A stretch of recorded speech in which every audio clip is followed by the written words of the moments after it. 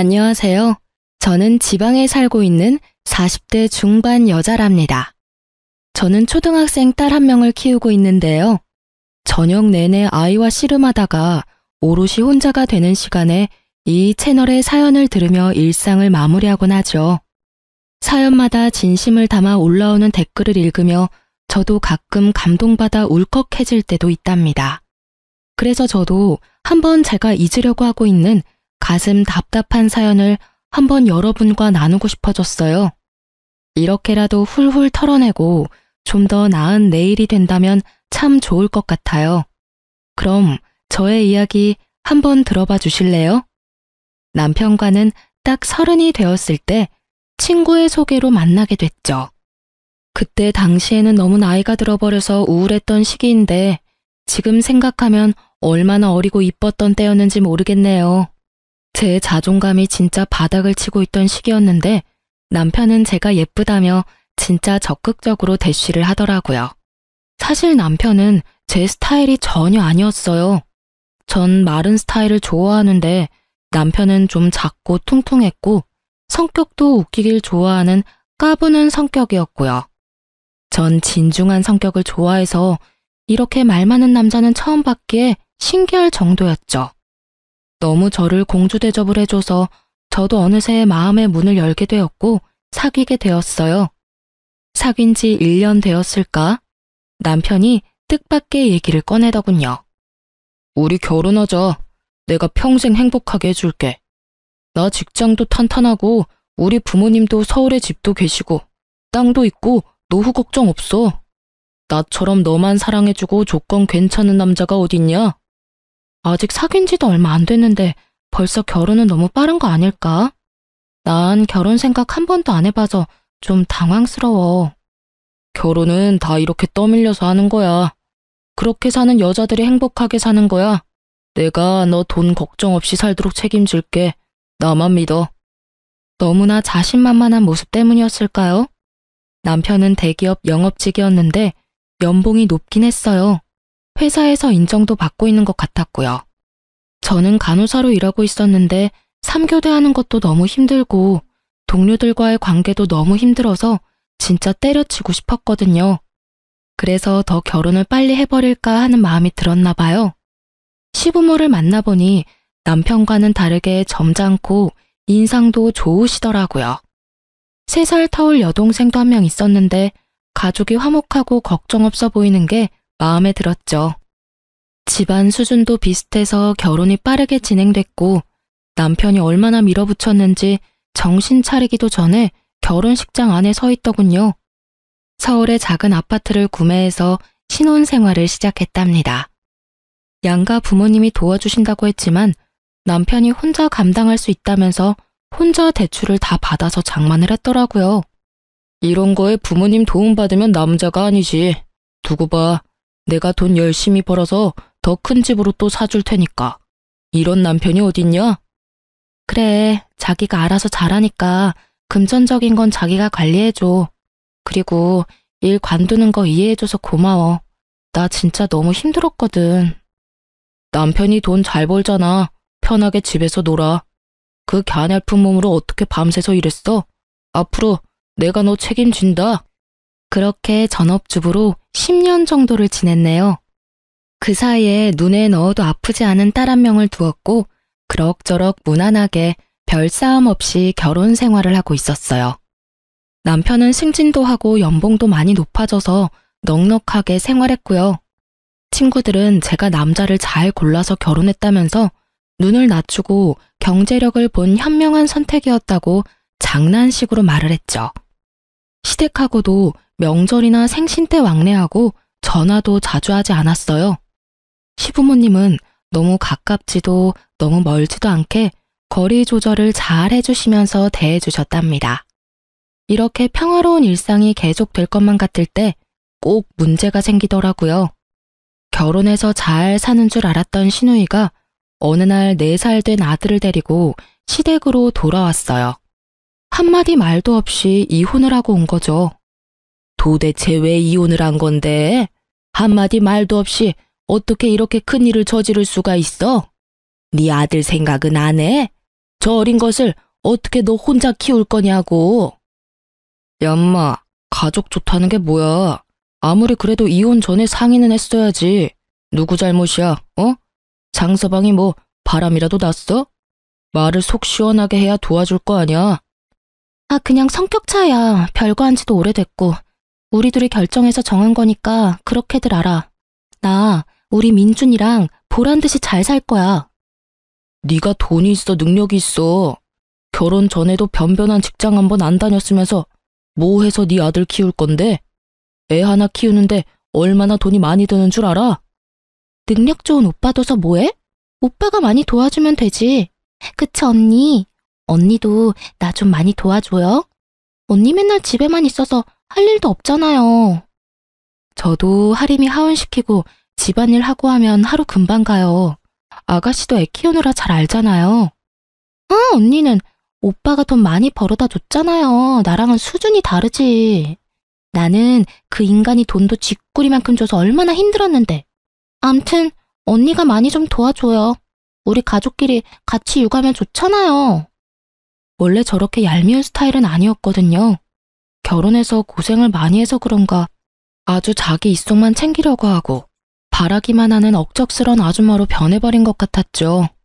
그렇게 신우가 시댁에서 살기 시작했고 그동안 별로 연락이 없던 시모가 저한테 너무나 자주 전화를 해오기 시작했어요. 처음엔 하소연으로 시작했죠. 그 화상이 온 뒤로 내가 아주 힘들어 죽겠다. 민준이 밥 해먹이랴 살림하랴. 내가 아주 나이 들어서 이런 고생할 줄 누가 알았니? 자식들 결혼시키면 내 인생 즐길 줄 알았더니 아이고 내 팔자야. 너 내일 뭐 바쁜 일 있니? 갑자기 집에 사람이 늘어서 힘드시겠네요. 내일요? 하림이 학교 가면 시간 좀 있는데 무슨 일 있으세요? 그럼 내일 와서 나 좀 도와라. 오랜만에 가족들 모여서 밥도 먹고 좋잖니? 내일 같이 장도 좀 보러 가자. 갑자기 장을 왜 보자고 하세요? 뭐 살 거 많으세요? 그 화상이 장 볼 때마다 얼마나 돈을 써대는지 내가 감당을 못하겠다. 네가 와서 좀 말리든가 좀 사주던가 해라. 암튼 내일 꼭 집에 와라. 끊는다. 평소에 시모와는 좀 다른 태도와 말투에 저도 기분이 좀 상하더라고요. 어쩔 수 없이 시댁에 갔죠. 깔끔하던 집안이 진짜 아주 폭탄 맞은 것처럼 난장판이더라고요. 4살 아이 한 명 있으니까 감당이 안 되겠죠. 신우는 아주 태평하게 거실 소파에 턱하니 누워서 텔레비전을 보고 있더라고요. 아가씨, 집안 꼴이 왜 이래요? 아가씨가 얹혀 사는 거면 아가씨가 좀 치우고 청소하고 살아야죠. 응? 언니 왔네? 오자마자 잔소리야. 그나저나 집에 자주 좀 오라니까 진짜 안 온다. 내가 언니 좀 부르라고 엄마한테 얼마나 말했는데. 우리 아들 어린이집에서 오기 전에 우리 마트 가요. 엄마, 빨리 나와. 그래, 일단 마트 갔다가 와서 저녁 좀 하자. 너 차 갖고 왔지? 얼른 앞장서라. 아니, 이럴 거면 마트에서 만나자고 하던가. 오자마자 마트로 끌려갔답니다. 신우는 아주 제 세상 만났다는 듯이 물건을 아주 쓸어 담더라고요. 아가씨, 이게 다 필요해요? 이걸 어떻게 다 가져가려고 이렇게 쓸어 담아요? 도대체 샴푸를 왜 3개나 사는 거예요? 아, 언니 왔을 때 싹 사놔야죠. 언니 돈이 오빠 돈 아니에요? 능력 있는 오빠 이럴 때 써먹지 언제 써먹겠어요? 아님 오빠한테 나한테 카드 좀 하나 달라고 해요. 한도 조금만 해줘도 되니까. 오빠가 돈을 얼마나 번다고 그래요.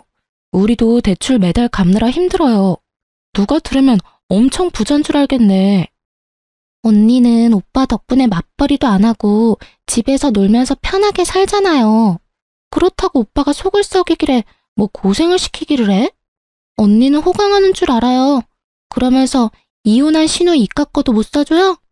누가 보면 아주 내가 명품백이라도 사는 줄 알겠네. 진짜 서러워. 서럽다고. 예, 이거 다 사면 뭐 얼마나 한다고 마트에서 애를 잡니? 네가 싫으면 내가 살 거니까 그만둬라. 제가 언제 아가씨를 잡아요. 알겠어요. 제가 살 테니까 그만하세요. 얼마나 많이 샀는지 거의 한 달치 생활비 나왔어요. 그리고는 시댁에 가서 조카 치닥거리하고 갑자기 무슨 김밥이 먹고 싶다고 해서 김밥까지 몇 줄 싸주고 집에 왔네요. 집에 와서 한숨 돌리니까 가서 뭔 짓을 하고 온 건지 현타가 확 오더라고요. 근데 그 후로도 아주 맞들린 것처럼 시모가 전화해서 저를 불러대는데 미치겠더군요. 계속 거절하다가 몇 주 만에 또 어쩔 수 없이 불려갔어요. 그래서 이왕 도와주는 거 좋게 좋게 하자고 마음 다 잡고 딸애랑 같이 갔죠. 좀 자주 좀 오라니까 너도 참 말 안 듣는다. 너 왔으니까 난 좀 나갔다 오마. 옆집 친구네 갔다 올 테니까 내 저녁은 걱정 마라. 시모는 아주 나한테 다 맡긴다는 듯이 바로 쑥 나가버리더라고요. 신우는 아들 옆에 두고 핸드폰만 들여다보며 낄낄거리고 있더군요. 어쩔 수 없이 딸애한테 조카랑 좀 놀아주라고 하고 제가 저녁 다 만들어서 애들 먹이고요. 난장판인 집안 대충 치우니까 벌써 밤 9시더라고요. 아가씨, 지금 몇 시간째 핸드폰만 들여다보고 있으면 어떡해요. 민준이가 뭘 보고 배우겠어요? 집안일 하기 싫으면 애랑 좀 놀아줘야죠. 아, 아까 실컷 놀아줬어요. 지금은 언니 왔으니까 내가 좀 쉬는 거지. 왜 이렇게 잔소리야 진짜?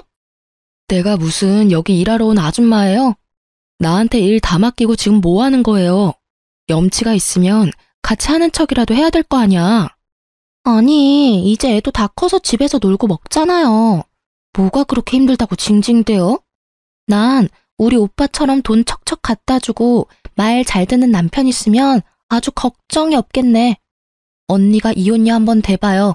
얼마나 살기가 힘든 줄 알아요? 우리 오빠 그늘에서 돈 펑펑 쓰면서 편하게 사니까 아주 세상 물정도 모르고 사회 돌아가는 것도 모르지. 말 다 했어요? 뭔 말을 그딴 식으로 한대? 아가씨, 오빠가 말 잘 듣고 잘해준다고 누가 그래요? 나도 살기 힘들고 해야 할 것도 많아요. 누굴 무슨 아주 꽁으로 사는 사람 취급이야. 잘 알지도 못하면서. 아가씨야말로 일도 안 하고 엄마가 해주는 밥 먹고 펑펑 놀고 있으면서 뭐가 그렇게 힘들다고 징징대요? 애를 생각해서 정신 차리고 돈이라도 벌어야지.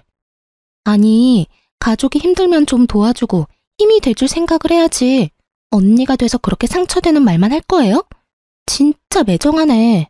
언니가 이혼해봤어요? 호강하고 살면서 진짜 짜증나게. 아가씨가 나한테 이런 식으로 대하면 나도 아가씨 도와줄 수 없어요. 난 갈 테니까 아가씨가 남은 설거지 다 하고 알아서 해요.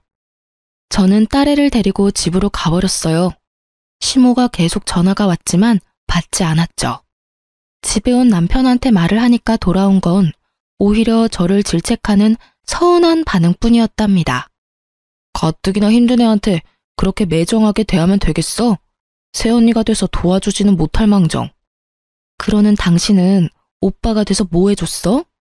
내가 가서 밥하고 애보고 다 도와준 거지. 오빠인 당신이 해야지 왜 내가 해.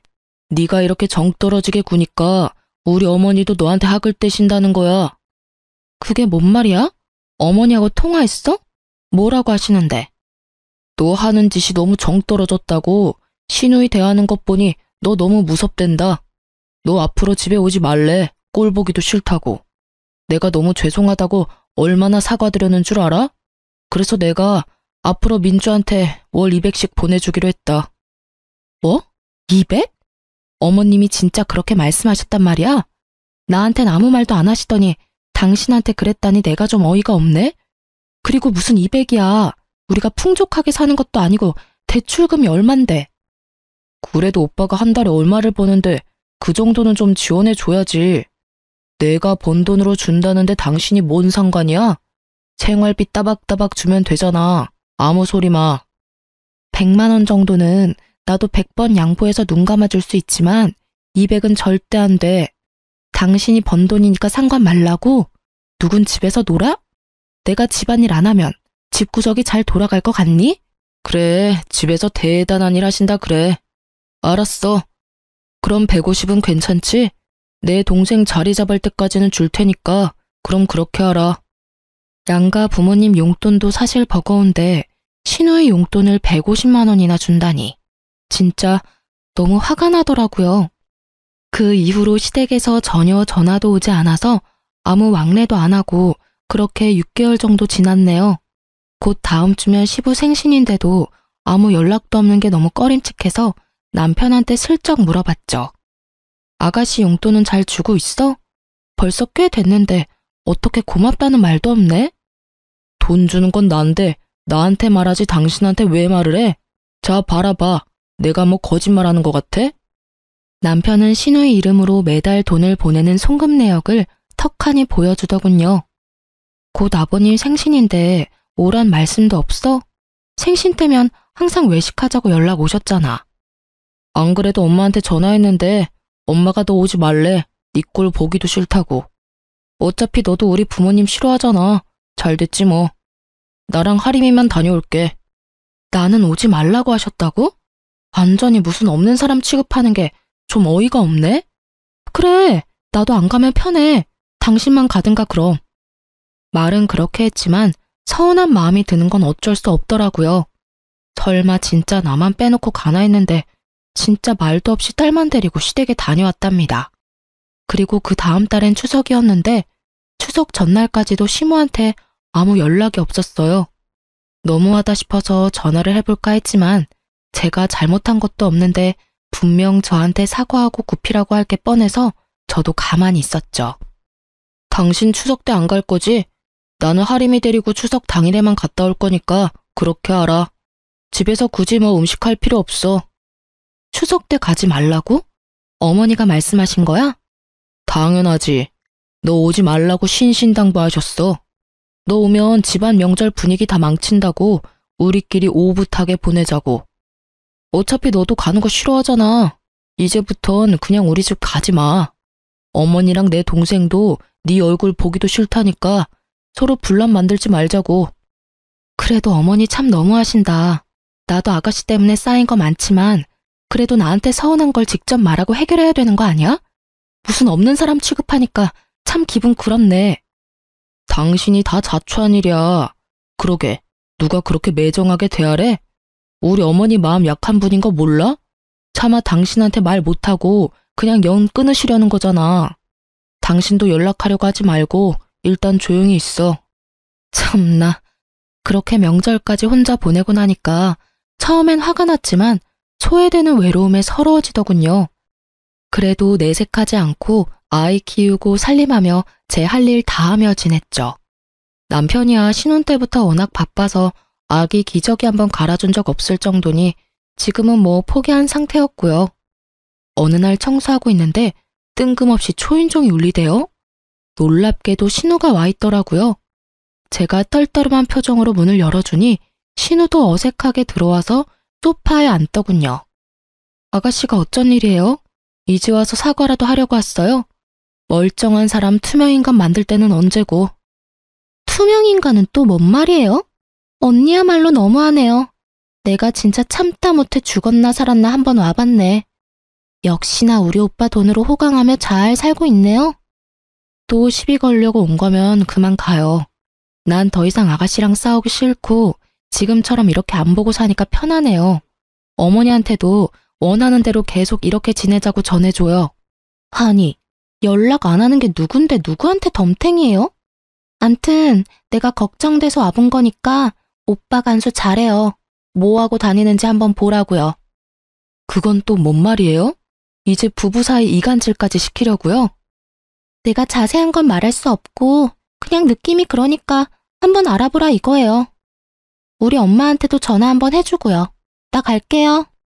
왜 또 찾아와서 속을 긁어놓을까 싶었는데 말하는 게 영 꺼림칙해서 시모한테 전화를 해봤어요. 저는 전화한 순간 너무 놀랐어요. 시모가 제 목소리를 듣고는 너무 서럽게 흑흑대며 울기 시작하는 게 아니겠어요?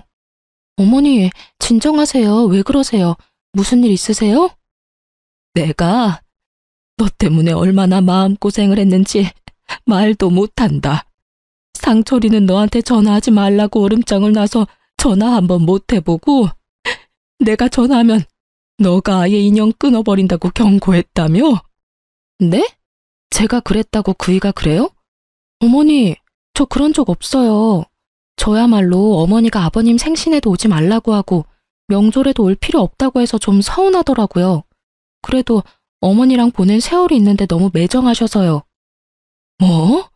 상철이가 그런 말을 했다고? 나한테는 네가 집안 행사며 명절에 다신 안 간다고 했다고 오라고 하면 이혼할 거라고 했다면서 난리치던데. 그래서 내가 서운해도 너한테 말 한마디 못했다. 뭔가 오해가 있으신 것 같아요. 저도 좀 확인을 해보고 조만간 한번 찾아뵐게요. 너무 혼란스러워서 한참을 생각했죠. 남편이 저와 시모 사이를 이간질시킨 거잖아요. 도대체 남편이 무슨 생각으로 그런 건지 짐작조차 되지 않았어요. 그날 밤 늦게 남편이 들어오고 기회를 봐서 운을 띄워봤죠. 이제 곧 신정인데 이번에도 시댁 가지마? 어머니가 나오지 말래? 그걸 물어봐야 알아? 당연히 안 된다고 그러시겠지. 물어보나 마나야. 이번엔 내가 어머니한테 전화를 좀 해서 왜 그러나 물어봐야겠어. 아, 전화를 왜 해? 절대 하지 마. 당신이라면 목소리도 듣기 싫으시대. 지금 우리 엄마 무시하는 거야? 절대 전화하지 마. 알았어? 아주 불같이 화내면서 펄쩍 뛰는 게 가관이더라고요. 도대체 무슨 작당을 하는 건지 뭘 숨기는 건지 너무나 수상쩍었죠. 일단 남편의 의심을 사면 안 되니까 그렇게 넘어갔어요. 바로 다음 날 남편 몰래 시댁으로 갔습니다. 시모가 저를 보자마자 눈물을 글썽이며 제 손을 마주 잡으시더라고요. 잘 왔다. 아무리 내가 보기 싫어도 그렇지. 그렇게 영 끈다시피 얼굴 안 볼 수가 있니? 나는 너도 내 자식이라 네가 엄청 보고 싶더라. 어머니, 죄송해요. 제가 좀 더 빨리 전화드렸어야 되는데 제 속이 좁았어요. 이제라도 이렇게 오해를 풀었으니 됐다. 네가 그런 모진 애가 아니란 건 나도 잘 알고 있었어. 근데 상철이는 왜 그렇게 말했을까? 아직도 왜 그런지 이해가 안 간다. 난 살짝 알 것도 같은데. 언니, 오빠 너무 믿지 마요. 오빠 집엔 잘 들어와요? 일이 영업직이니까 워낙 출장을 많이 가잖아요. 한 달에 절반은 집에 없는데요, 뭐. 그게 진짜 출장을 가는 건지 딴 데로 새는 건지 언니는 확인도 안 해봤죠? 오빠긴 하지만 남자는 믿으면 안 되는 거예요. 한번 이혼해본 경험자가 말해주는 거니까 잘 들어요.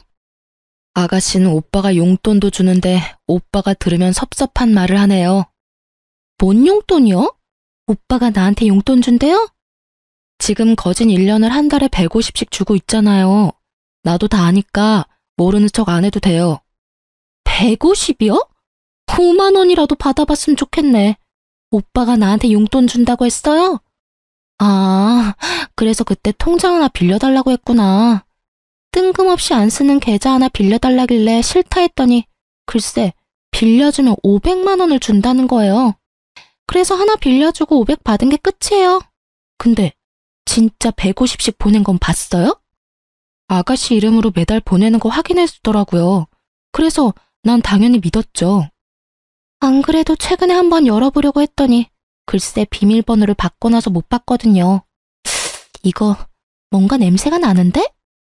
뭔 냄새는 냄새야. 일하는데 필요해서 그렇게 했나 보지. 걔가 그렇게 뭔 나쁜 짓을 하고 다닐 애는 아니다. 일을 너무 해서 가정에 소홀하긴 해도 그건 이해를 해줘야지 어떡하겠니? 신우의 말대로 뭔가 이상하다는 촉이 왔죠. 저는 남편의 서재로 가서 이 잡듯이 뒤지기 시작했어요. 허술한 건지 제가 찾을 거라는 생각 자체를 안 한 건지 책상 서랍 안쪽에서 너무 쉽게 세컨폰을 찾았네요. 어이가 없게도 비밀번호도 쓰고 있는 핸드폰과 같이 아이 생일이더라고요. 그래서 덕분에 바로 풀었네요. 내가 절대 모를 거라고 생각했구나 싶은 게 나를 얼마나 쉽게 보고 깔보면 이럴까 싶었죠. 사진첩을 보니 가관이더라고요. 20대 초반으로 보이는 여자애랑 얼굴을 맞대고 잔뜩 사진을 찍어놨더군요. 메시지를 지우지도 않아서 덕분에 다 읽어봤죠. 역시나 매달 이 여자한테 150씩 입금을 했더라고요. 아주 친절하게 입금받은 날마다 스크린샷을 찍어서 고맙다 하트 쪽쪽 난리쳐서 메시지를 보내놨더군요. 저는 배신감에 머리와 가슴이 쿵쿵 울리고 온몸이 부들부들 떨려왔어요. 정신줄을 간신히 잡고 사진과 메시지들을 다 제 메일로 옮기고 기록을 삭제했어요. 며칠 동안 어떻게 할까 고민을 했어요. 남편한테 내색하진 않았지만 남편을 볼 때마다 화가 솟구쳐서 바로 폭발해버릴 것 같았답니다. 그런 와중에 남편이 밤늦게 오더니 시비를 걸더라고요. 나 배고파. 밥 좀 차려. 비빔밥이 갑자기 먹고 싶은데 나물 없어? 갑자기 무슨 나물 타령이야. 밥도 없으니까 배고프면 라면이나 끓여 먹던지 아니면 뭐 시켜 먹던지 해. 당신은 도대체 집에서 맨날 뭐해? 살림을 하면 냉장고에 나물 몇 개는 밑반찬으로 있어야지. 애 밥은 잘 해먹이고 있는 거 맞아? 애 학교 이름도 모르는 당신보단 잘하고 있으니까 상관 마. 그러는 당신은 뭐하고 다니는데? 어제도 진짜 출장 다녀온 거 맞아? 갑자기 그게 뭔 소리야? 가뜩이나 힘들게 일하러 다니는 사람 의심해? 돈 벌려고 전국 팔도 영업뒤로 다니는 심정을 당신이 알기나 해. 맨날 집에서 빈둥대니 사회생활이 얼마나 힘든지 뭐 알 수나 있겠어? 그래, 사회생활 힘들고 또 재밌지. 사람들도 많이 만나고 가고 싶은 데도 가고, 그치? 나도 앞으로 사회생활 좀 해야겠어. 당신 덕분에. 당신 어제 어디 갔다 왔는지 블랙박스 까봐. 이 여편 내가 뭘 잘못 먹었나? 뚱딴지 같은 소리야. 뭔 블랙박스야. 블랙박스가 뭔지는 알아? 어디서 사람을 바보 취급해? 내가 너랑 결혼해서 집에만 있다고 블랙박스도 모르는 바보 같아? 너 여자있지? 아가씨한테 준다는 용돈도 그 기집애한테 주는 거 모를 줄 알아? 네가 어떻게 나한테 이럴 수 있어? 내 인생 어떻게 보상할 거야? 다 알았으면 말하면 되지. 뭘 그렇게 빙빙 돌려서 말해? 내가 너 알아채라고 서재 핸드폰도 떡하니 두고 다녔는데 넌 어쩜 그렇게 미련하냐? 나 사랑하는 사람 있는 거 이제 알았냐? 뭐? 사랑? 진짜 웃기고 있네. 그 새파랗게 어린애도 너 사랑한대? 네가 주는 용돈을 사랑하는 게 아니고? 우리 서로 엄청 사랑해. 왜 이제야 만났나 싶을 만큼. 너랑 결혼하지 말고 걔가 나타날 때까지 노총각으로 기다릴걸. 그런 후회를 맨날 해.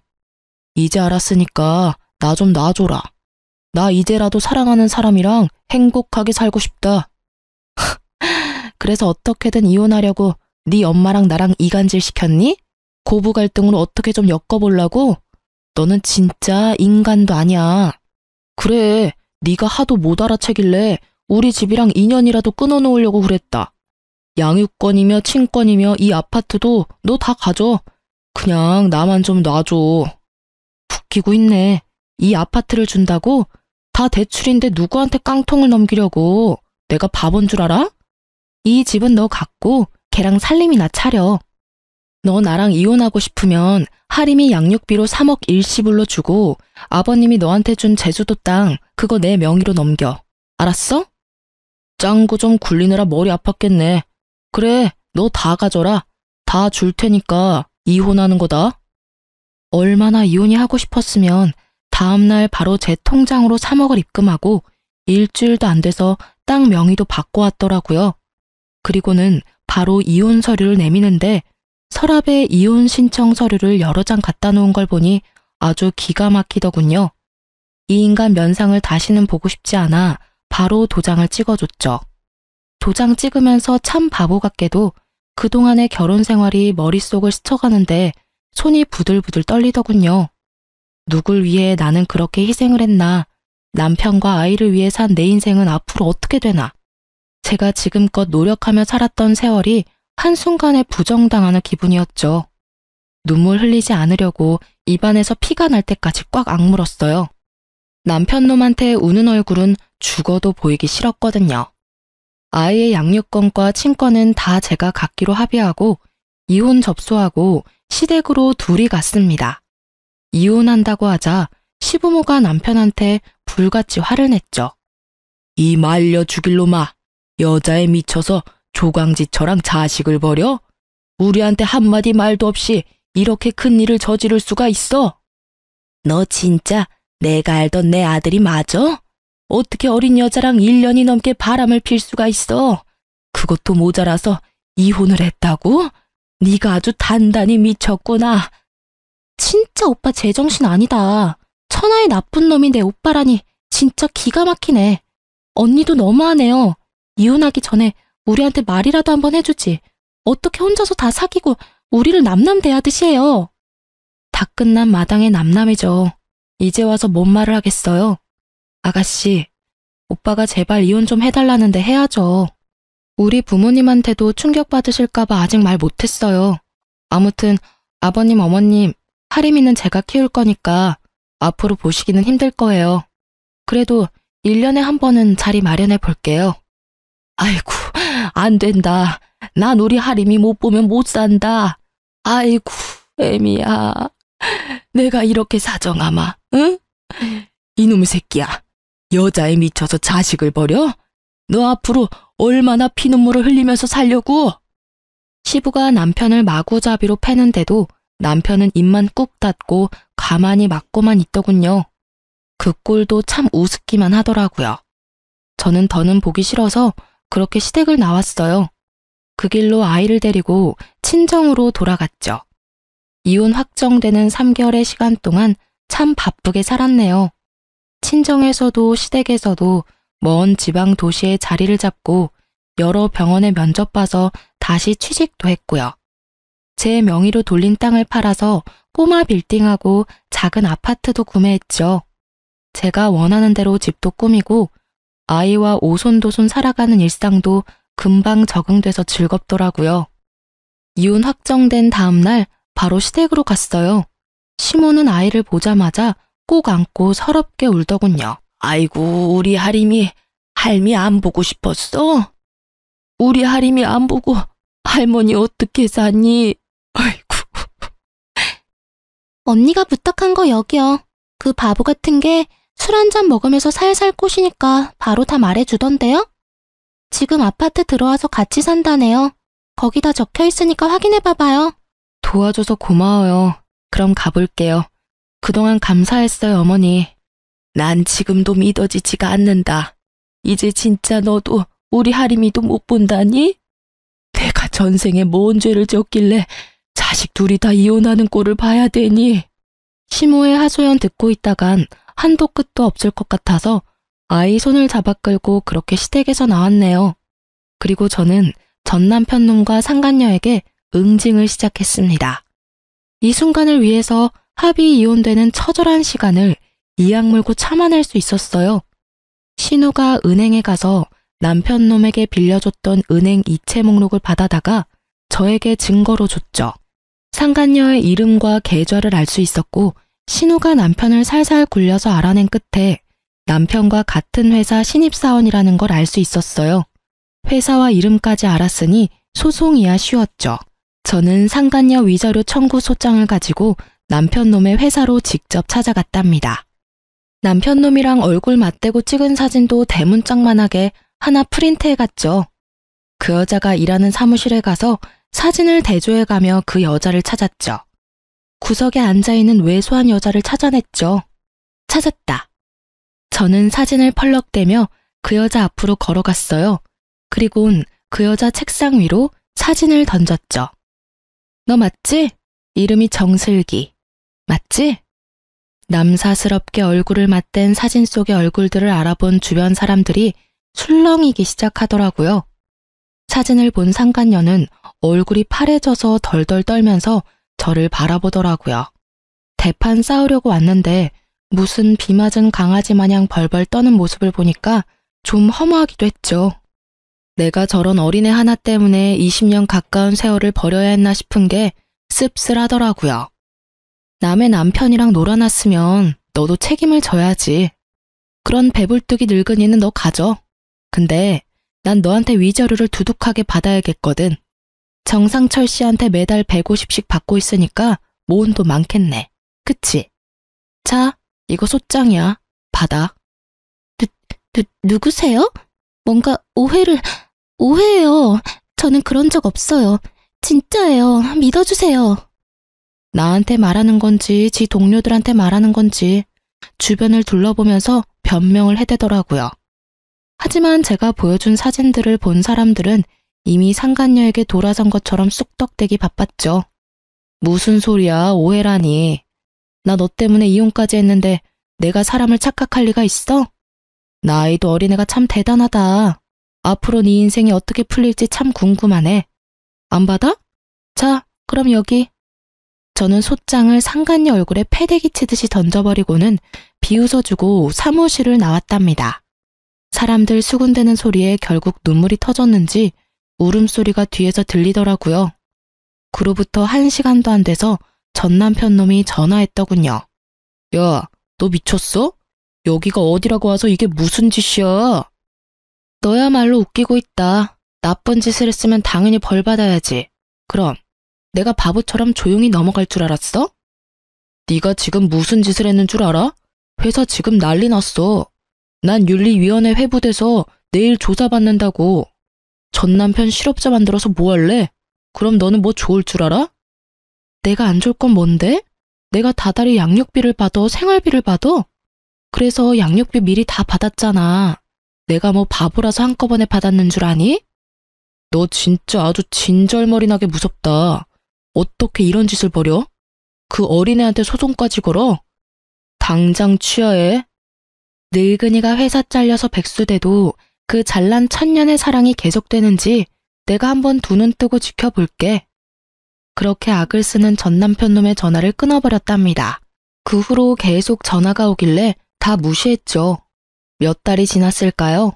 저는 간호사로 다시 일을 시작해서 적응하느라 바쁜 시간을 보내고 있었답니다. 친정엄마한테 오랜만에 전화가 와서 받았더니 아주 충격적인 말을 들었네요.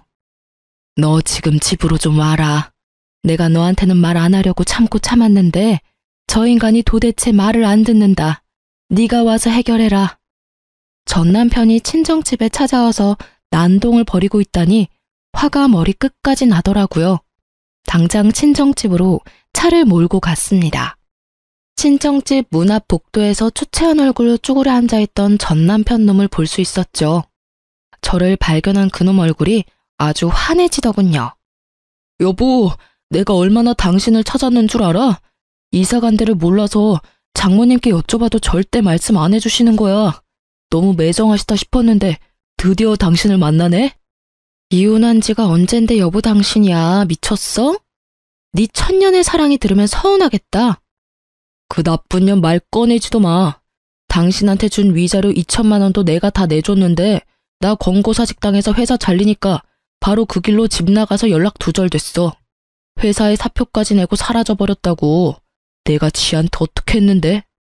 난 전혀 궁금하지 않은 내용인데 왜 앞에서 읊어대? 다신 우리 집에 찾아오지 마. 우리 부모님이 왜 여지껏 그냥 두셨는지 모르겠는데 이제부턴 무조건 경찰 부를 거야. 여보, 내가 다 잘못했어. 내가 그 여우한테 홀려서 진짜 미쳤었나 봐. 우리 하림이는 어딨어? 우리 딸이 너무 보고 싶어. 맨날 눈앞에 하림이가 아른거려서 살 수가 없어. 네 딸하고는 고작 10몇 살 차이 나는 애한테 미쳐서 자식까지 버린 주제에 어디서 보고 싶다는 말이 튀어나와? 내가 아빠 보고 싶으면 보러 가도 된다고 해도 하림이가 싫대. 절대 당신 안 본대. 여보, 나 한 번만 봐줘. 나 다시 걷어주면 안 될까? 우리가 산 세월이 얼만데 이렇게 헤어질 순 없잖아. 내가 진짜 앞으로 당신만 보면서 살게. 여보, 우리 제발 다시 재결합하자, 응? 이런 미친 소리 듣고 있는 나도 참 한심하다. 그냥 바로 경찰 불러서 쫓아냈어야 되는데. 저리 비켜. 제가 집 안으로 들어가려고 하자 전 남편 놈이 제 다리를 붙잡고 늘어지기 시작했죠. 제가 억지로 떼어내려고 하니까 아주 악을 쓰면서 저를 끝까지 잡더라고요. 야, 이 머저리 같은 놈아, 손 안 떼냐? 뒤를 돌아보자 시부가 달려와서 전 남편 놈 등짝을 사정없이 때리기 시작하더라고요. 뭘 잘했다고 여기까지 와서 민폐를 끼쳐? 이 등신 같은 놈아. 너 같은 놈이 내 자식이라니 내가 동네 창피해서 얼굴을 들고 다닐 수가 없다. 내가 끝까지 널 볼 면목이 없구나. 정말 미안하다. 아들 잘못 키운 내 죄야. 너는 잘 지내지? 갑자기 오시라고 연락드려서 죄송해요. 하지만 다음에 또 오면 바로 경찰 부를 거니까 아들 관리 좀 해주세요. 다 끝난 마당에 이렇게 얼굴 보는 것도 껄끄럽잖아요. 그래, 미안하다. 다신 못 찾아오게 내가 발목이라도 묶어두마. 나는 네가 이제라도 행복 찾고 잘 살았으면 한다. 정말 미안하다. 내가 면목이 없어. 여보, 한 번만 봐줘. 제발. 나 이렇게 못 가. 다시 받아준다고 말해. 시부모님이 연신 미안하다고 말하며 전 남편 놈을 억지로 질질 끌고 갔답니다. 그래도 남편 놈과는 다르게 정상인 시부모님이어서 그나마 불행 중 다행이었다는 생각이 드네요. 그 후로 시부모님 덕분인지 전 남편은 다시는 찾아오지 않았고 지금까지 얼굴 보지 않고 살고 있네요. 그래도 천류는 끊을 수 없기에 한 달에 한 번씩 시부모님 댁에 딸아이를 데려다 주고 있어요. 남편이 아직도 백수로 지낸다고 저를 볼 때마다 한탄을 하시는데요. 시부모님도 마음고생을 많이 하시는지 수척해지셨더군요. 저는 빌딩에서 다달이 나오는 월세만으로도 아이와 살 수 있을 정도가 되었지만 그래도 오랜만에 몸을 열심히 움직여 일하고 사회생활도 하니까 참 좋아요. 그래서 지금도 열심히 일하고 있답니다. 가끔은 상처받은 마음에 따갑고 이혼녀라는 주위 시선에 기분이 나쁠 때도 있지만 아이와 걱정 없이 도란도란 살고 있는 지금이 참 소중하고 평안하네요.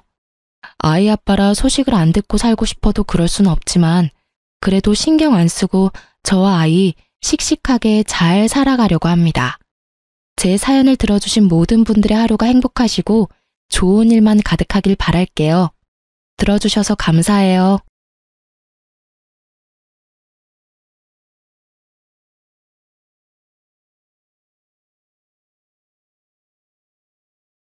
안녕하세요. 저는 가게를 운영하며 두 아들을 키우고 있는 30대 후반의 싱글맘입니다. 이혼한 건 꽤 됐지만 이제야 제 이혼에 대해 이야기할 용기가 생긴 것 같아요. 솔직하게 말하면 다 잊은 줄 알았고 꼭꼭 덮어뒀다고 생각했거든요. 이혼이라는 게 환영받을 일은 절대 아니라는 데에 저도 솔직히 동감하는 편이에요. 당사자들이 아닌 아이들이 고통받을 생각을 먼저 해야 하니까요. 그렇기 때문에 절대로 경솔하게 생각하면 안 되는 부분이기도 하죠. 그런데 왜 이혼했냐고요? 그것도 아이들 때문이라고 대답할 수밖에 없네요. 시댁은 저와 아이들에게 그다지 좋은 환경이 아니었거든요. 저도 살아보기 전에는 아무것도 몰랐어요. 전 남편의 가족들이 어떤 사람인지를 내가 알 길이 없었다고 그렇게 말하는 것도 변명처럼 느껴지기는 하지만요. 지금 이렇게 사연글을 쓰면서도 내가 잘못하지 않은 것이 맞나 그렇게 깊이 생각해 봐야 할 정도죠. 그래도 제가 나쁘지 않은 길로 가고 있다고 말할 수 있는 건 밝게 자라준 두 아들 덕분이기도 해요. 이제 중학생, 초등학생인 두 아들이 잘 자라주어서 저는 이혼을 후회하지 않을 수 있는 것 같아요. 저와 남편은 소개팅으로 만났어요. 조금은 이른 나이에 결혼을 하게 됐고 아이를 낳았죠. 저는 어릴 때부터 요리에 관심이 많았어요.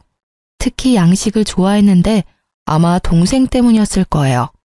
나이 차가 많이 나는 남동생에게 맛있는 걸 해주고 싶어서 고등학교 들어갈 무렵부터는 제대로 음식을 배워서 요리해주곤 했거든요.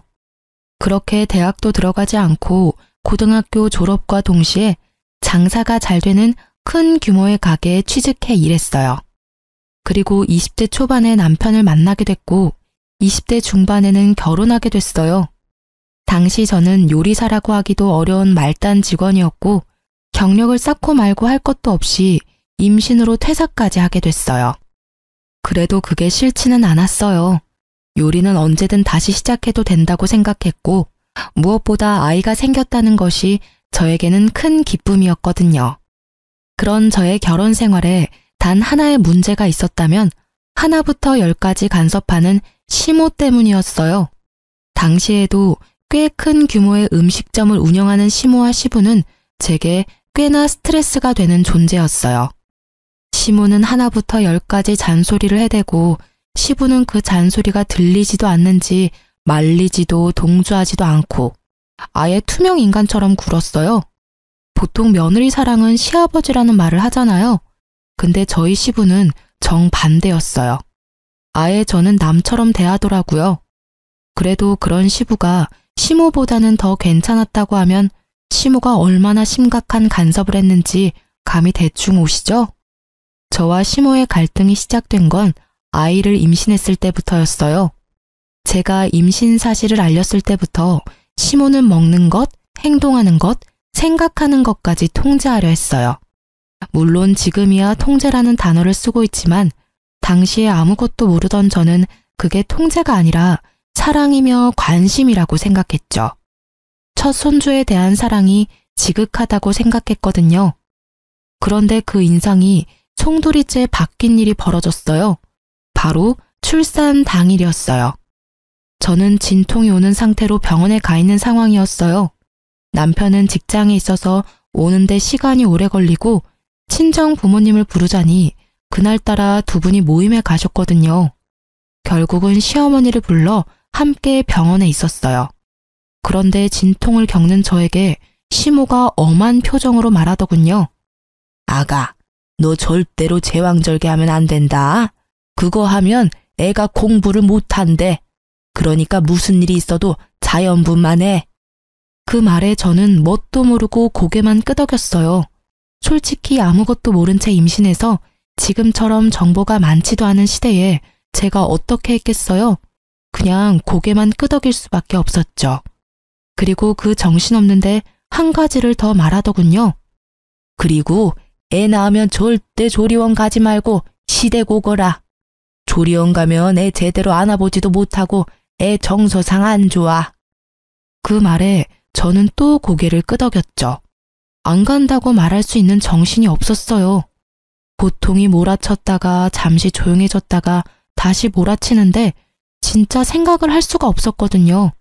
그렇게 10시간을 넘게 진통했는데 결국은 애가 나오지 않자 의료진은 급박하게 말하더라고요.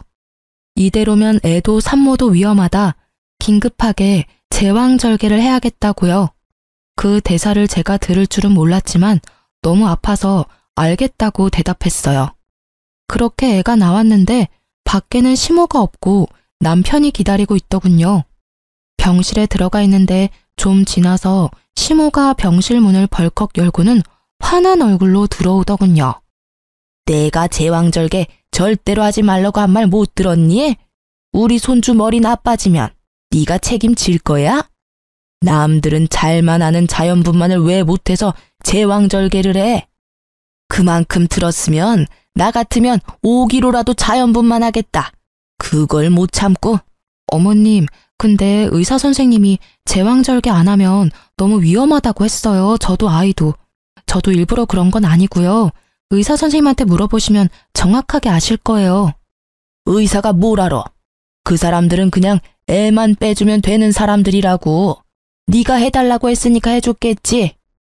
결국은 화만 마구 낸 시모는 씩씩거리며 집으로 돌아갔어요. 저는 출산을 하고도 욕을 얻어먹는 기이한 경험을 했죠. 그 뒤에 친정엄마가 왔는데 결국 울어버렸어요. 부모님은 제가 임신으로 고생한 것 때문에 운다고 생각하신 것 같더라고요. 그냥 별말 없이 그런 거라고 생각하게 놔뒀어요. 시모 때문이라고 말하면 당장이라도 저를 끌고 갈 것 같았거든요. 그렇게 입원 후 조리원 대신 시모 집으로 향했어요. 시모는 화가 완전히 가라앉지는 않은 모습이었지만 그래도 최소한의 준비는 다 해놓은 상태였어요. 그러나 다른 부분에서 시모와의 마찰은 바로 생겼어요. 너 분유는 왜 가져왔어? 애한테는 모유야. 모유를 먹여야 애가 튼튼하게 크는 건 모르니? 분유 다 갖다 버리거라. 애가 아무것도 모르고 임신을 해? 분유를 준비하라고 일러준 건 저희 친정엄마였어요. 친정엄마가 모유가 잘 안 나오는 체질이었다고 하더라고요. 저도 마찬가지였는지 병원에서 애 젖 물렸는데 젖도 안 나오는 데다가 애는 거부하고 완전 난리였죠. 그래서 어쩔 수 없이 분유를 먹였던 거고요. 제가 말할 틈도 없이 시모는 제 가슴을 꺼내더니 마구잡이로 쥐어짜며 억지로 모유를 빼내려고 하더군요. 정말 통증이 상상 이상이라 앓는 소리가 날 정도였거든요. 그렇게 조금이라도 나오면 이번에는 애가 안 먹는 거예요. 아마 아이 입 크기가 작아서 젖을 제대로 못 물었던 것 같아요. 그것도 모르는지 억지로 애한테 모유를 먹이려니 애는 얼굴이 벌겋게 될 정도로 목을 돌려 거부를 하더군요. 결국 모유 먹이기가 실패하자 시모는 화가 난 듯 보였어요. 야, 모유가 이렇게 안 나올 수가 있어? 너 애 태교할 때 뭐 했어? 뭘 했는데 모유가 이렇게 안 나와? 아우, 정말 미쳐. 진짜 넌 뭐 하나 제대로 하는 게 하나도 없니?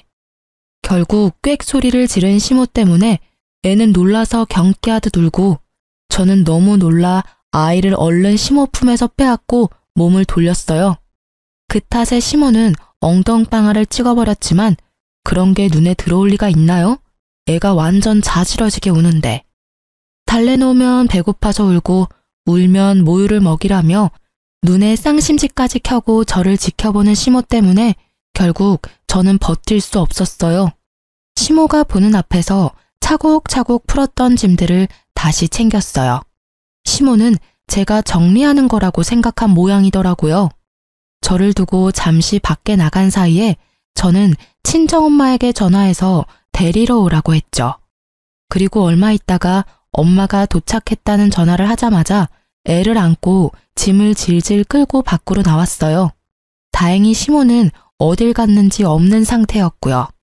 그렇게 무사히 탈출에 성공한 저는 친정으로 도피했어요. 친정집까지 가는 길에 남편에게 전화가 오더군요. 시모 전화를 무시했더니 남편이 연락이 온 거예요. 당신 도대체 어디야? 엄마가 당신 없어졌다고 난리도 아닌데. 지금 바쁘면 저녁에 친정으로 와. 나 친정 가. 시댁에서 조리 못하겠어. 그렇게 말하고 전화를 뚝 끊어버렸죠. 그리고 저녁에 남편이 친정에 들렀더군요. 여보, 왜 여기 와 있어?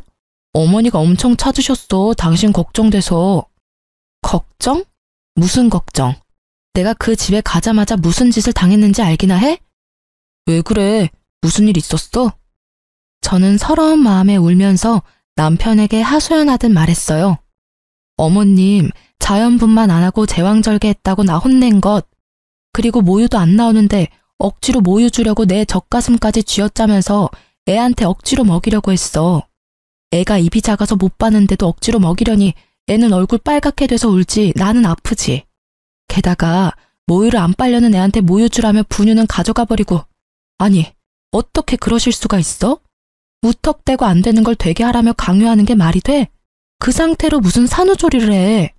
결국 우는 제 앞에서 남편은 친정 부모님 눈치를 보며 그러더군요. 어머니가 첫 손주라서 마음만 앞서서 그런가 봐. 내가 어머니한테 당분간 여기서 조리한다고 말해놓을게. 애 좀 클 때까지는 집에도 안 오시도록 해줘. 솔직히 어머님 좋은 마음으로 볼 자신이 없어. 결국 남편은 제가 보는 앞에서 시모에게 전화해 조리는 친정에서 하기로 했고 당분간은 만나러 오지도 말라고 못을 박았어요. 그랬더니 수화기 너머로 아주 고래고래 고함치는 소리가 들리더군요. 남편은 쩔쩔매더니 대충 얼버무리고 전화를 끊더군요. 그게 화근이었어요. 시모는 그 이후로는 제 폰으로 문자를 마구마구 보내기 시작했어요. 완전 문자 폭탄이었죠. 네가 우리 집 망쳤다. 애 하나 낳은 게 유세냐? 네가 뭔데 내 아들 집에 오라 마라 하냐? 몇 번이고 몇 날 며칠을 그렇게 문자를 보내는데 죽겠더라고요. 사람이 피말라 죽는다는 게 어떤 건지를 이때 알았죠. 저도 참지만은 않았어요. 당장 시모에게 전화를 걸었어요. 어머님, 이런 식으로 문자 보내시면 안 되죠. 솔직히 제가 오죽했으면 남편한테 그런 하소연을 했겠냐고요. 애가 배고파서 오는데 모유 먹어야 한다면서 분유까지 뺏어가 버리시고. 애가 안 먹는데 그러면 어떡해요? 그대로 애를 배굶게 만들어요? 배고파서 내내 우는 애를? 그거야말로 문제 있는 거 아니냐고요. 세상에 어느 시어머니가 손주를 그렇게 다뤄요? 너 말 다 했어? 야, 남들 다 아는 거 못하는 네 잘못이지 그게 왜 내 잘못이야? 그리고 손주 잘못되면 다 네 탓이라고 내가 말했지? 제왕절개 하지 말라니까 기어코 해놓고선 조리까지 해준다고 했더니 홀라당 친정으로 도망이나 가고. 어이구, 그래서 애는 잘 키우겠어? 제왕절개로도 할 말 많은데 저 그거 안 하면 애랑 둘 다 죽는다고 했거든요? 어머님이 의사예요? 의사도 아니면서 의사 말 다 무시하고 저한테 자연분만 하라고 하면 제가 목숨까지 걸어야 하는 거예요? 어머님이 아무리 대단해도 그건 아니죠. 의사가 아니라는데. 그래도 여전히 어머님은 어머님 생각만 하시잖아요. 애가 바보가 되든 말든 제가 알아서 키울 테니까 걱정하지 마세요. 어머님한테 키워달라고 안 할 테니까 앞으로 저한테 연락 마세요. 할 말 있으면 그이한테 전화하시고요. 결국 저는 전화를 끊어버리고 시모 전화를 수신 거부 처리했어요. 속에 어찌나 천불이 나는지. 연락을 안 받으니 점점 나아지기는 하더군요. 남편에게 연락이 왔는지 남편이 왜 연락 안 받냐길래 문자 폭탄 보여주며 이래서 수신 거부해놨다고 했더니 남편도 아무 말 없이 수긍하더라고요. 결국 시댁에는 가지 않게 되었어요. 남편이 제게 시댁에 가자고 말도 꺼내지 않았거든요. 그렇게 안 보고 사니 그나마 스트레스는 덜 받았어요. 그런데 그 평화로움도 오래 가지는 못했어요. 남편이 퇴직을 했거든요. 퇴직했다기보다는 권고사직이었죠. 직장이 힘들어지면서 사람을 내보내야 하는 상황이 발생했고 남편이 그 중에 한 명이었어요. 그 부서에서 가장 애매한 위치에 있던 게 남편이었거든요. 그렇게 퇴사하고 나니 집안 가계가 기울더군요. 퇴직금과 실업급여로 버틸 수 있는 건 잠시뿐이었어요. 결국 남편은 이참에 직장을 그만두고 시부모가 하는 음식점에서 일을 하기로 했어요. 솔직하게 말해서 저는 그게 너무 싫었어요. 가족 경영이라는 것도 별로였지만 시모 성격을 아니 분명히 남편에게도 간섭할 게 분명했거든요. 당시에 저는 다른 곳에서 보조 셰프로 일하고 있었는데 월급은 그리 많지 않았어요. 예전만큼 돈을 벌지 못하자 남편이 저에게 이야기를 하나 꺼내더군요. 혹시 우리 부모님 가게에서 같이 일할 생각은 없어? 한 사람이 문제 일으켜서 나가는데 다른 사람 뽑으려니 솔직히 가족한테 돈 나누는 게 돈이 더 돼. 순수익을 4등분해서 준다고 하니까 우리도 꽤 벌 수 있을 거고. 가게 규모가 꽤 크니까 금방 쉬느라 까먹은 돈들 다 메울 수 있겠지. 당신이 양식이 전공이라는 건 알지만 배우면 잘할 수 있을 거고. 엄마한테는 내가 잘 말해놨어. 스트레스 주지 말라고. 엄마도 많이 수그러들었거든? 아마 예전처럼 그렇게 굴지는 않을 거야. 손주도 보고 싶어 하시고. 애가 당시에 4살이었는데 남편이 시부모에게 애의 사진이나 동영상을 자주 보여줬대요. 또래보다 뭐든 빨랐던 아이인데다 똑똑했거든요. 시모는 제왕절개에서 애가 바보가 될 거라며 비아냥거렸지만 제왕절개를 해도 애는 잘만 나온걸요. 동영상으로 손주를 보니 직접 보고 싶은 마음이 컸나 봐요.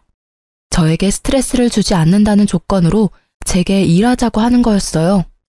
저는 고민했어요. 물론 마음이야 절대 가고 싶진 않았죠. 하지만 아무래도 집안 경제가 무너지는 건 더 큰일이긴 했거든요. 애가 크면서 돈 들 곳은 더 많은데 이렇게 까먹기만 하면 돈도 모으지도 못하고 은행의 노예만 될까 걱정되기도 했고요. 결국은 시댁 가게에서 일하기로 결정했어요. 그렇게 간 첫날은 그렇게 어색했는데 시모도 남편과 약속한 게 있어서 그런지 별로 나쁘게 대하지는 않더군요. 가게는 크고 넓었지만 위생 상태는 정말 엉망이었어요. 처음에는 제가 혼자 치웠는데 치워도 늘어만 가는 때와 얼룩에 정말 포기하고 싶은 마음밖에 없었어요. 게다가 다른 사람들은 그 상태를 당연하게 생각하더군요.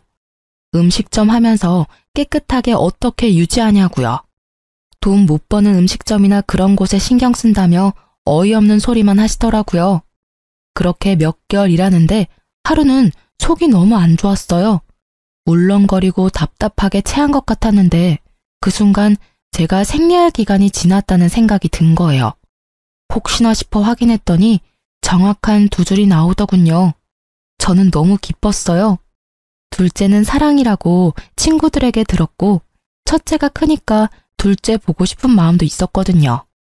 너무 즐거운 마음에 남편에게 그날 저녁 바로 확인시켜줬어요. 남편이 어찌나 좋아하던지. 남편은 시모에게 이야기하면 좋아하실 거라고 내일 당장 말하자고 하더군요. 솔직히 첫째 때 좋은 기억이 없어서 시모에게 알리고 싶지는 않았지만 어차피 임신했으면 만삭이 되면 일을 못하게 될 테니 미리 이야기하는 게 낫겠다 싶어 알겠다고 했죠. 그리고 다음날 남편과 제가 둘째 임신 소식을 알렸어요. 뭐? 너희 지금 우리한테 상의도 없이 애 가진 거야? 네? 저희가 상의해야 했나요? 저희는 그냥 어리둥절할 뿐이었어요. 시모는 완전 칠색팔색을 하며 소리를 질렀어요. 너희는 무슨 애들이 생각이 없어? 같이 일하고 있는데 네가 임신했다고 빠지면 일은 누가 해?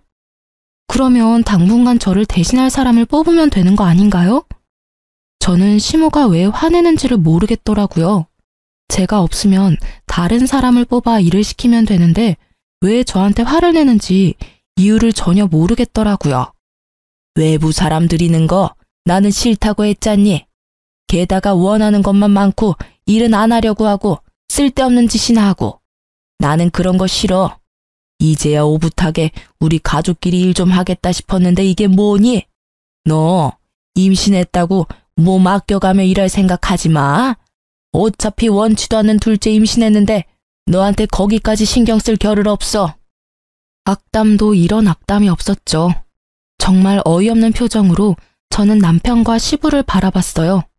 누구 하나는 나를 도와주겠지, 나에게 동조해주겠지 싶었는데 두 사람 다 제 눈을 피하더군요. 그때 알았어요. 이 집안은 시모가 왕이고 나머지 남자들은 허수아비였구나 하고. 그렇게 저는 그 고된 시집살이를 시작했어요. 그것도 시부모가 운영하는 음식점에서요.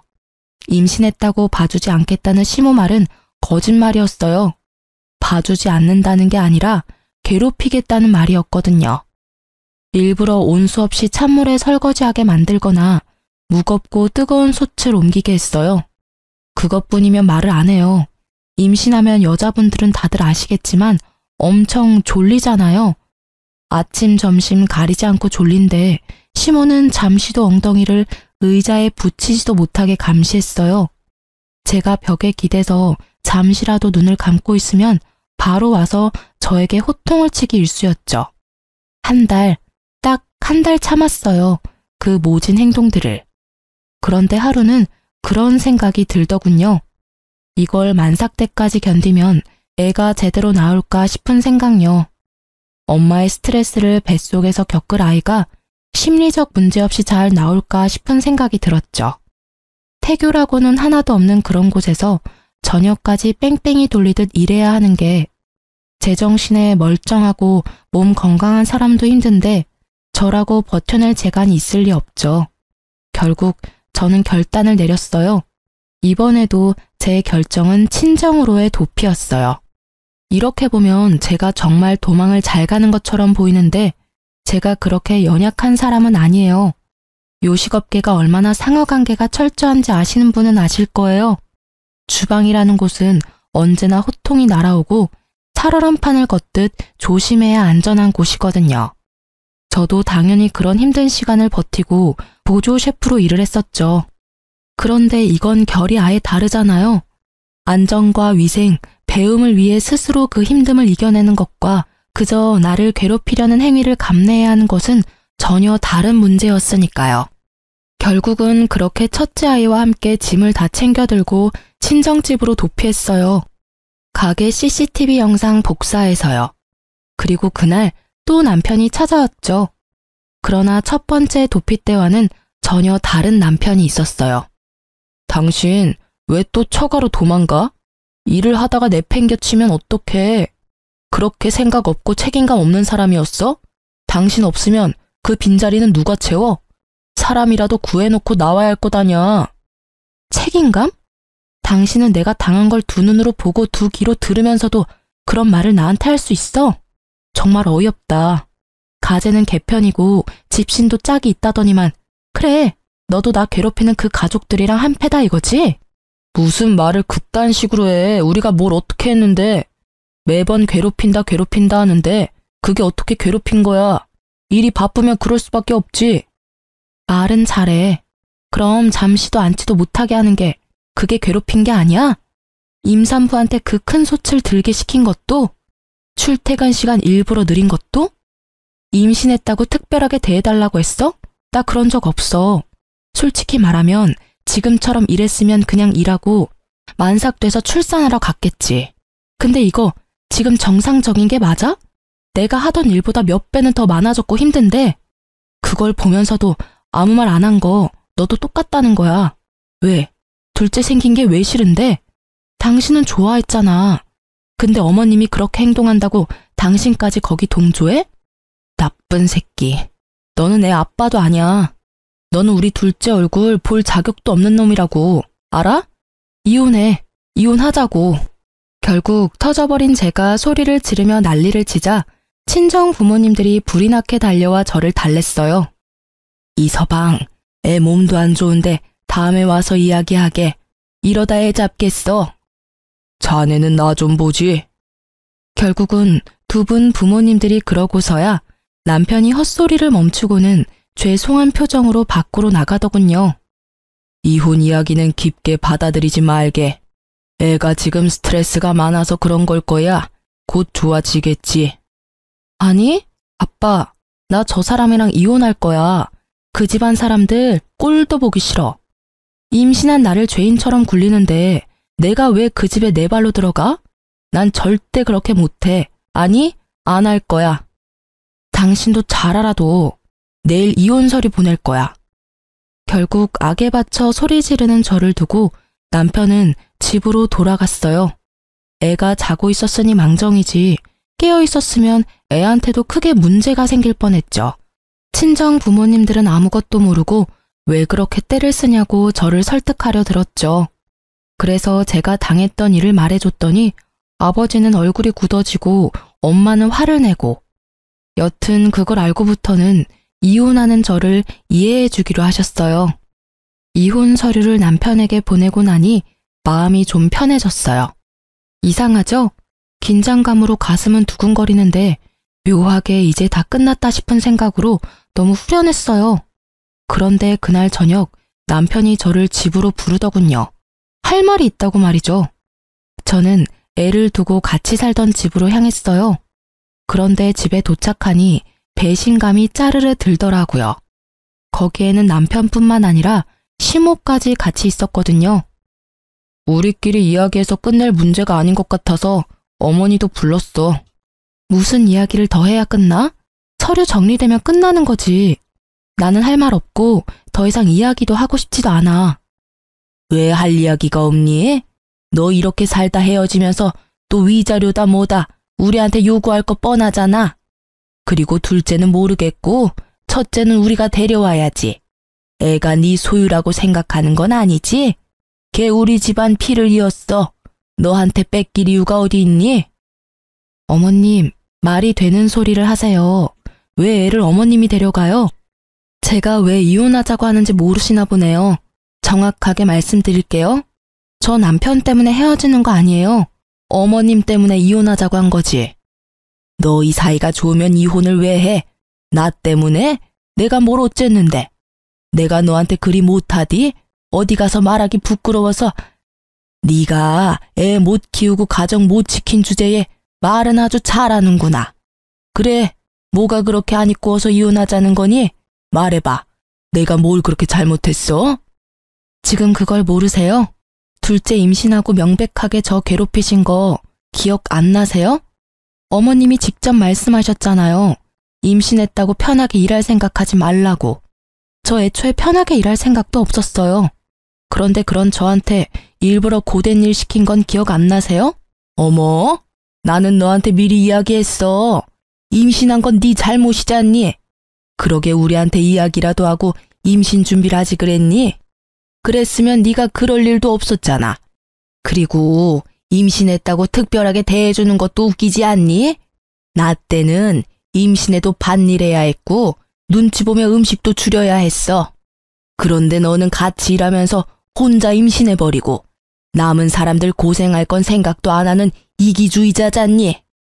그게 어떻게 이기주의예요? 말이 정말 안 통하네요. 이러니까 제가 이혼 이야기 꺼낸 거예요. 이러니까. 누가 특별하게 대해달라고 했어요? 최소한 태어날 아이가 이 집안에서 축복은 받아야 하잖아요. 그런데 애가 졌다고 도리어 더 괴롭히시다니 누가 봐도 문제 있는 건 어머님이시라고요. 게다가 애 태어나면 어떻게 할 건지 눈에 훤히 보이는데 이 상황에서 출산을 해요? 솔직히 말해서 1초도 있고 싶지 않아요. 그리고 우리 첫째, 데려갈 생각 꿈도 꾸지 마세요. 애가 어머님만 보면 자지러지게 우는 거 모르세요? 낯을 가리는 수준이 아니라고요. 그런 애를 어떻게... 게다가 임신한 임산부를 이렇게 홀대하는데 애라고 잘 봐주시겠어요? 조금이라도 마음에 안 들면 저한테 한 것처럼 모질게 굴겠죠. 뭐냐, 뚫린 입이라고 아주 시어머니한테 못하는 말이 없구나. 네가 그렇게 잘났어? 네가 뭐든 다 안다고 착각하지 마. 그리고 애 안 주면 그 애한테도 우리 집 재산은 안 줄 거야. 상속 같은 거 받을 생각 하지도 마. 그딴 돈 필요 없어요. 우리 집에도 돈 있거든요. 애 놔두고 돈. 누가 애 양육에 더 잘 어울릴지는 나중에 따져보면 알겠죠. 그리고 그런 착각 안 하니까 이혼 변호사 만나러 갈 거예요. 있었던 일 다 이야기하고 애를 제가 데려올 수 있는 방법 찾을 거니까요. 그리고 미리 말해두는데 둘째 임신 중에 일 과하게 시킨 것도 친권 양육권 지정하기 전에 다 말할 거니까 알아서들 잘 준비하세요. 그렇게 이야기하고 저는 홀로 집으로 돌아왔어요. 너무 화가 났어요. 남편이 제 편을 들어주고 안 들어주고는 이제 상관없었어요. 그냥 자기들만 가족이라고 저를 그런 식으로 내모는 게 너무 열받았거든요. 게다가 애 안 주겠다니. 재산으로 협박하는 천박한 모습이라니. 저는 시간이 지날수록 이 이혼에 대한 확신이 짙어졌어요. 제가 잘못한 게 아니라는 생각이 강하게 들었거든요. 뱃속의 아이 때문에라도 빨리 모든 걸 정리하고 싶은 마음뿐이었어요. 결국 저는 남편과 이혼을 했고 당시에는 최대한 받을 수 있을 만큼은 받았어요. 아이 친권과 양육권도 아슬아슬하게 제가 지인의 가게에 취직하면서 제게 좀 더 유리하게 진행됐고요. 그리고 몇 달 지나지 않아 시부모 가게 앞을 지날 일이 있었는데 문이 닫혀 있더라고요. 으스스한 게 그 큰 부지에 가게가 닫혀 있으니 보기 너무 안 좋더라고요. 무슨 일로 저렇게 되어 있나 싶었는데 폐업 처리라고 크게 붙어 있더라고요. 저는 집에 돌아와서 친정엄마에게 물어봤죠. 혹시 전 남편 가게 어떻게 됐는지 아냐고요. 솔직히 저는 그쪽으로는 눈도 두기 싫은 사람이라 여태껏 소식을 궁금해하지도 않았거든요. 너 몰랐어? 너 나가고 새로운 직원 구했는데 그 직원이 위생불량으로 신고했대. 그래서 사람들 나와서 확인하고 난리가 났었거든. 결국 그걸로 처벌받았는지는 모르겠는데 사람들이 있는 데 와서 그런 일 벌어지니까 소문이 안 날 리가 있어? 아무리 그래도 동네 장사인데 관광객 상대면 몰라도 동네에서 그러면 이미 끝장난 거지. 그 뒤로 영업은 계속했다는데 손님이 뚝 끊겨서 폐업 신고했다더라고. 근데 너 있을 때도 그랬어? 그 이야기 들으니 시모 가게에 불량했던 위생이 다시금 떠올랐죠. 아, 그런 게 있었지 하고요. 알고 있었다면 제가 먼저 신고했을지도 모르는데 그 당시에는 제 앞가림하는 것만으로도 바빠서 그런 건 생각도 못했거든요. 나 있을 때도 엄청 더러워서. 근데 나 나오기 전에 청소 엄청 꼼꼼하게 하긴 했는데 그 짧은 시간 동안 또 그렇게 더럽게 썼나 보네. 습관이란 게 참 무서워. 손에 익지 않으면 잘 안 하게 되고 손에 익어버리면 뗄 수가 없지. 아유, 그러니? 아, 그리고 이번에 신고당하는 게 처음도 아니라던데 너 들어가기 직전에 일하던 직원이 그런 신고하겠다고 몇 번 협박했었던가 봐. 결국에는 너희 시어머니가 무마하려고 돈 좀 썼다던데 그러고도 이 꼴이니 2번이나 신고당한 셈 아니니? 결국은 그렇게 본전도 못 찾고 빚만 생겼겠지. 그제야 왜 시모가 저에게 가족 경영을 강조했는지 이해할 수 있었어요. 이미 척진 며느리라도 데려와야 그런 위험을 방지할 수 있다고 생각한 모양이에요. 참 대단하신 분들이다 싶었어요. 음식점 하면서 더럽게 유지하는 것도 대단하고 신고당하기 싫어서 가족들 끌어들이는 것도 대단하고. 근데 그 부지는 왜 안 팔렸어? 좀 외지에 있긴 하지만 그래도 가격 좀 나갈 건데. 어머 얘, 그 동네 상권 다 죽었어. 옆동에 젊은이들 많이 찾아오는 곳에 새롭게 맛집 골목 만들어져서 땡땡동엔 상가 임대도 잘 안 들어온다던데. 아마 부지 팔기는 더 힘들 거다. 그리고 식품위생으로 신고당해서 동네 사람들한테 눈도장 제대로 찍혀서 새 음식점으로 들어오면 뭐하니? 새로 들어와도 장사 안 될 게 뻔한데. 동네 사람들한테 더럽다는 인식 없애려면 시간 좀 걸릴걸? 친정엄마 이야기를 들으니 끄덕거릴 수밖에 없었죠. 음식점이라는 건 위생과 관련된 소문에는 예민할 수밖에 없거든요. 모르고서라도 거기를 샀다가 음식점을 하면 바로 망하게 되는 지름길이니까요. 결국 시모는 전 재산 어쩌고 저쩌고 하더니 본인이 스스로 관리 잘못해서 날려먹고 말았네요. 그때 재산 준이 많이 했을 때 아이를 지켜낸 제가 참 잘한 것 같다고 생각했어요. 그리고 그 뒤로 저는 지인이 운영하는 가게에서 출산 직후 그만뒀어요. 아버지가 집에서 제 요리를 맛보시고는 장사 미천을 마련해 줄 테니 음식점을 운영해 보라고 했거든요. 처음에는 겁이 많이 났어요. 젊은 사장이라니. 아직 제가 제대로 된 요리사가 아니라는 생각을 했거든요. 그래도 아버지의 권유와 격려에 결국은 제 이름의 가게를 오픈하게 됐어요. 큰아버지가 한적한 골목길에 건물이 하나 있었는데 그 1층을 조금 싼 값에 임대하셔서 그곳에서 양식 음식점을 운영했어요.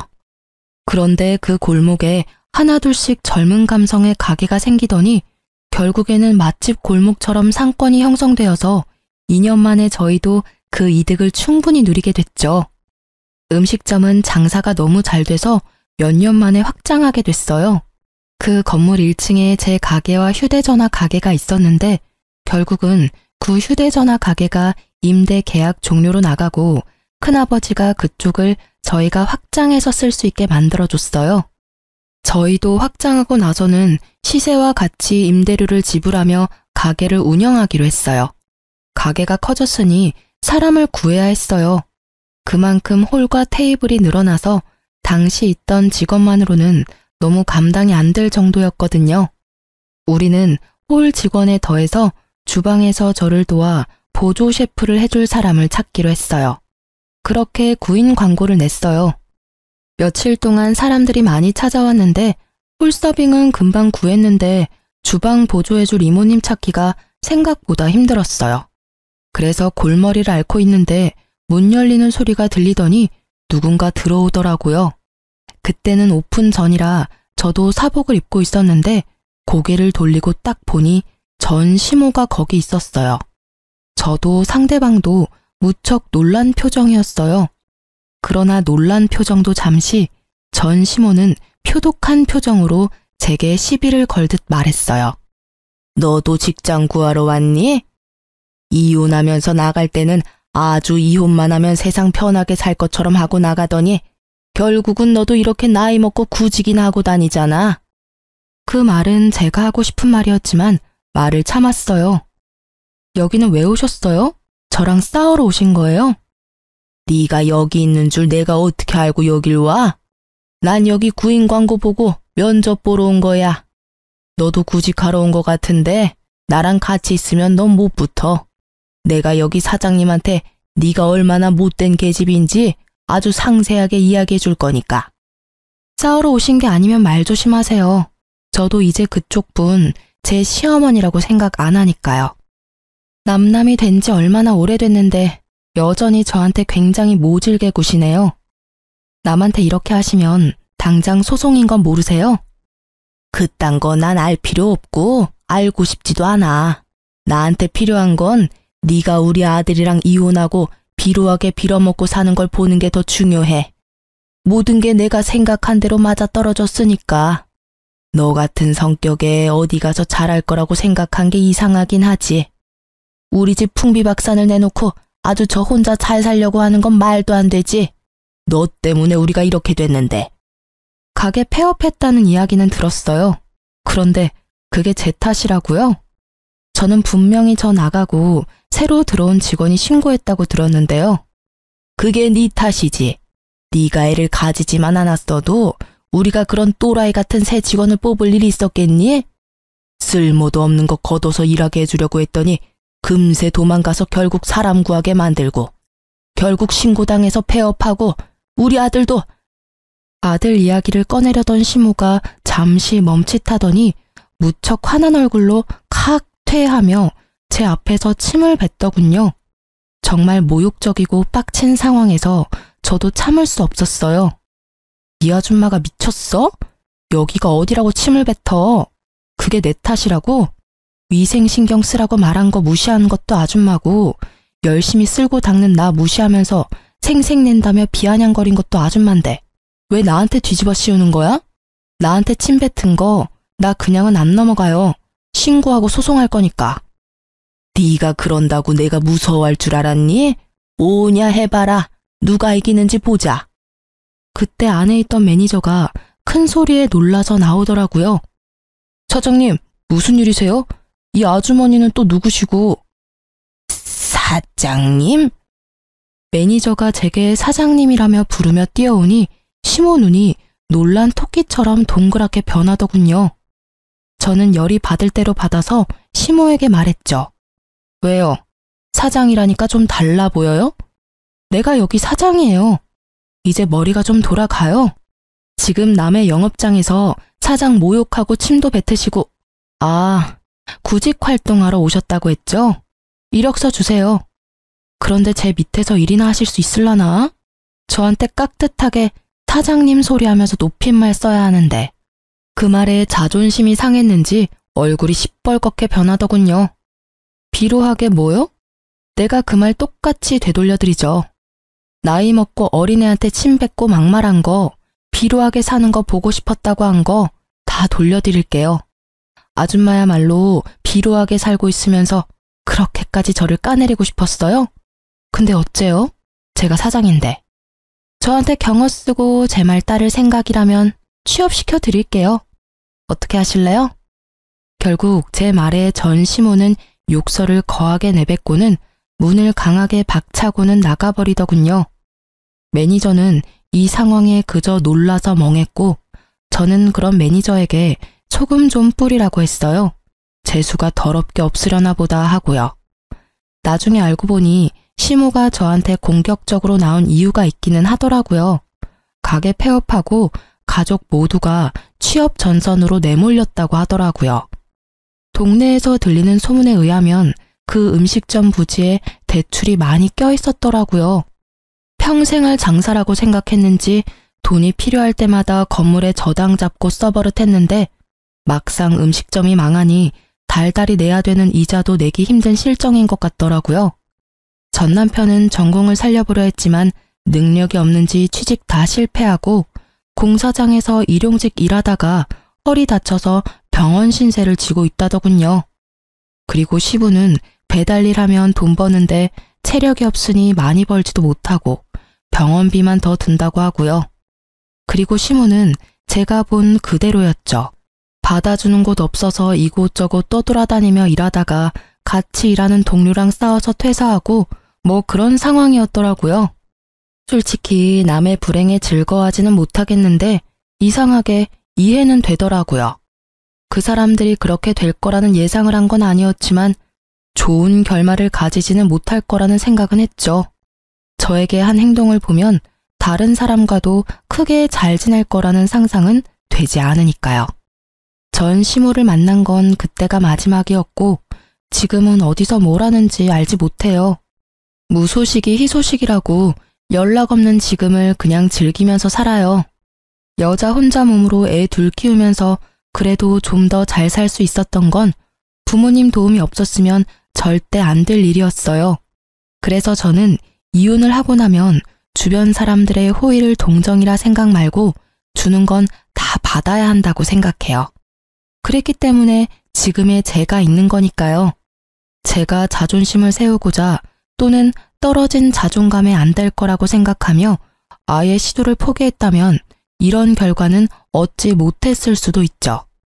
그리고 그때 제 선택을 후회 없게 만들어준 두 아들의 존재가 제게는 여전히 소중해요. 혼자 되고 경영인이 되고 나서는 주변 사람들이 소개를 해주기도 했어요. 그렇지만 다 거절했어요. 솔직하게 말하면 이혼하고 나서 음식점을 운영하는 것보다 재혼을 했다면 더 편하게는 살 수 있었을지도 모르죠. 그렇지만 그렇게 했다면 두 아들이 지금처럼 밝고 건강하게 자라지는 못했을지도 모른다는 생각을 해요. 앞날은 아무도 알 수 없는 거긴 하지만 그래도 제가 다른 데 눈 돌리지 않고 아이들을 위해 애써온 것만은 정말이거든요. 음식점을 운영하면서 초반에는 힘들기도 했고 여러 가지 문제도 많았어요. 이혼하면 다 해결되는 게 아니라 더 많은 문제가 산적해 있을 테지만 내가 인간 취급받지 못한다는 거, 내 아이가 받을 취급을 생각하면 이혼이 더 나은 선택이었다고 말할 수 있겠네요.